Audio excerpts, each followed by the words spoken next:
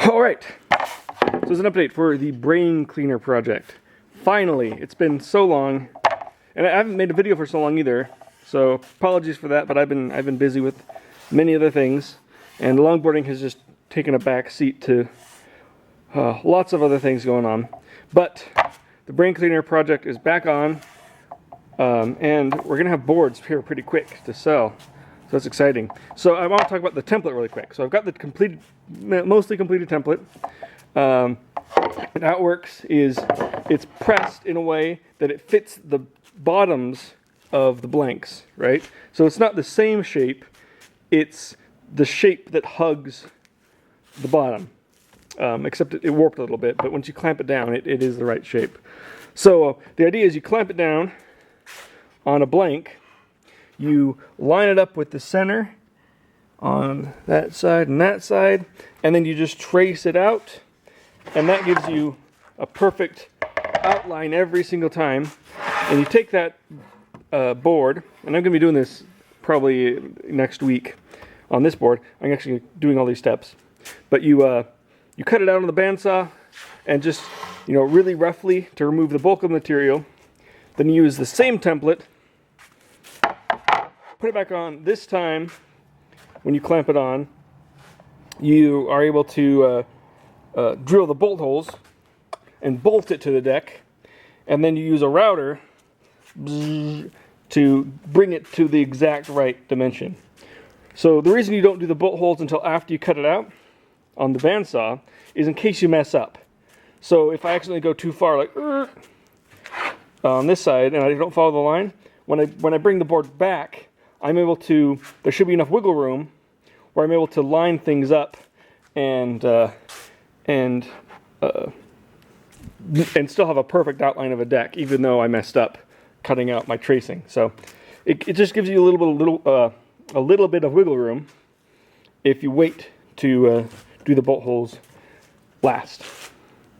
So doing the whole thing with the template and a router, that's the way you do things when you want to make lots of the same board when you don't have a CNC machine.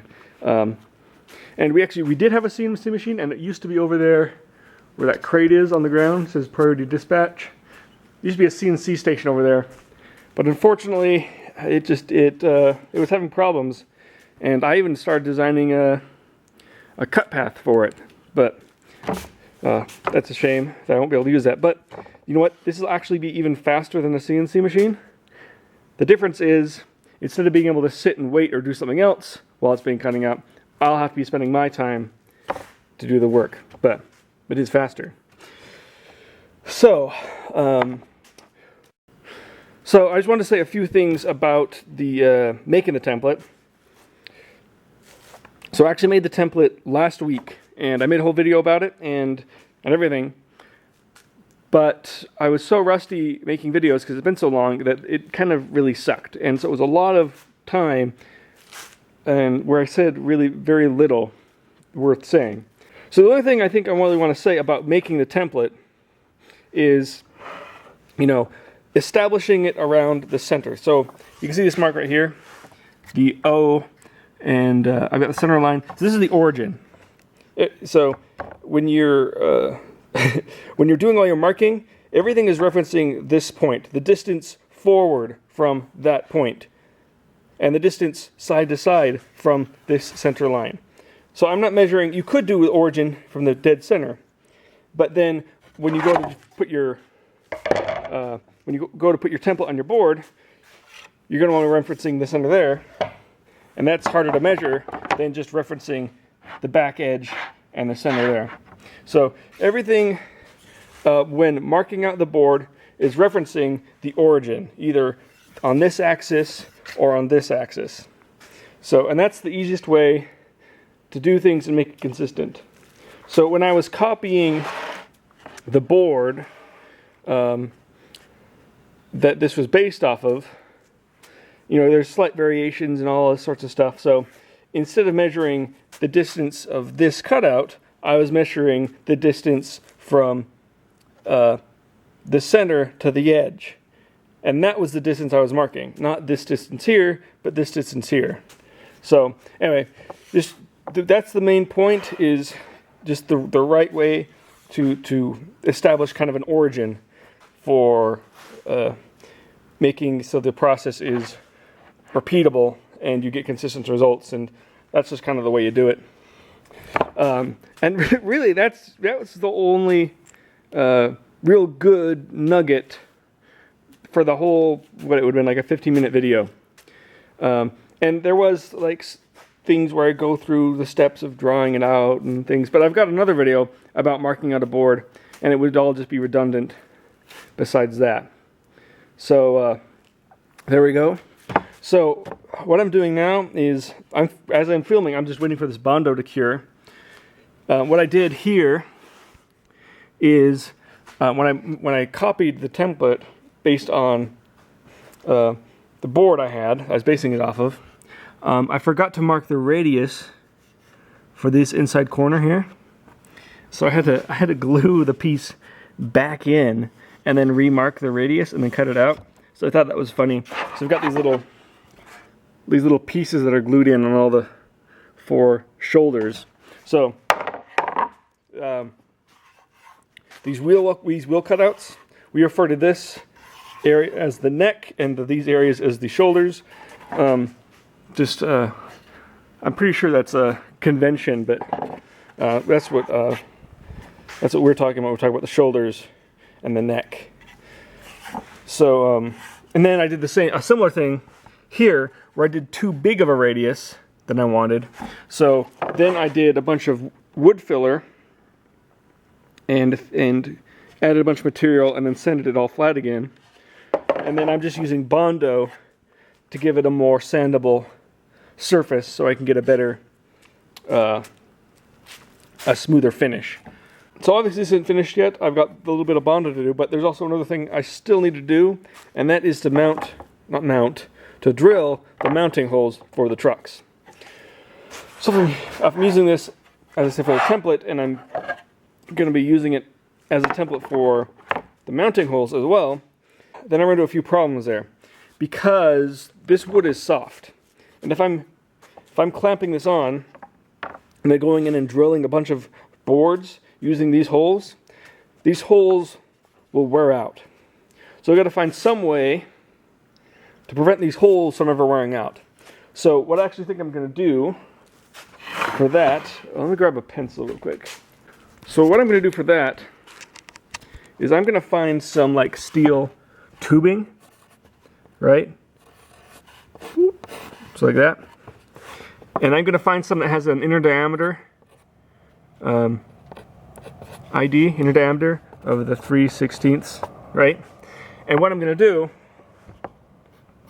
is I'm going to drill the mounting holes in the template to fit the outer diameter of this steel tube.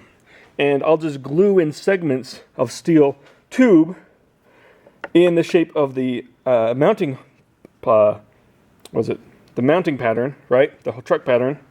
And that way, when I use it as a template, I can drill again and again and again and again, and it won't wear out these steel bushings. And if they do start wearing out, I can knock them out and put a new one in. So this will have like a whole bunch of a row of steel little nuggets embedded in it, and those will be my mounting template. So that's going to be that problem solved. I'll just have to go like Nick Master Car and find something that'll work for that, and that should be pretty straightforward.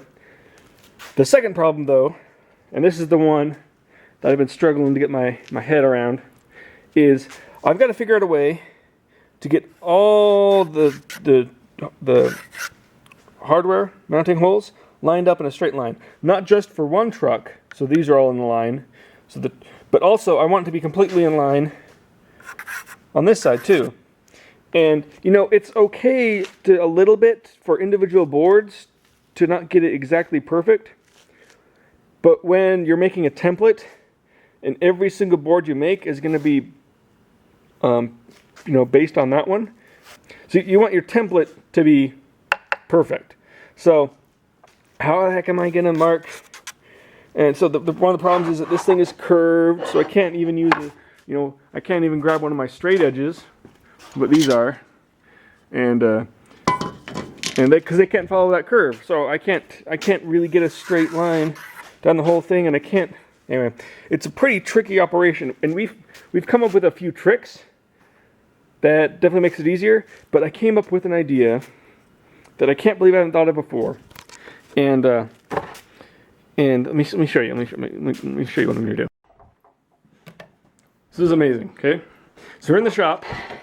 We have a graphics room, a sign room, and so we've got all this vinyl. It's a vinyl shop where we can make signs, and those are the letter visibility reference things. Anyway, but we've got this vinyl cutter, right?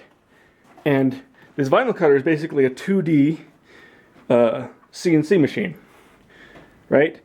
So what I can do is I can design the pattern I want on this computer here, and with the exact measurements on the program, plot it out on the plotter, and then and because the vinyl is flexible, I'll have it marked a center line on there, and I'll be able to mark a center on this side, a center on this side, put the whole thing of vinyl down the center, and it'll have all my holes marked in a perfectly straight line. And anyway, that'll be the ultimate solution. This is gonna be good. This is gonna be a really good template.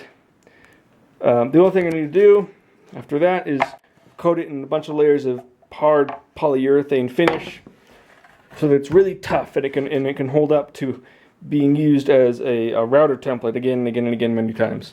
So it's really exciting. Yeah, once this is done, and I mean, it's pretty much done, minus the mounting holes. But I mean, once this is done, I'll be able to churn out these boards, you know, lickety split, and I'll be really excited. So there we go. Hopefully I've covered a few things that were helpful, but and you can making templates yourself. But there we go. Longboard technology, over and out.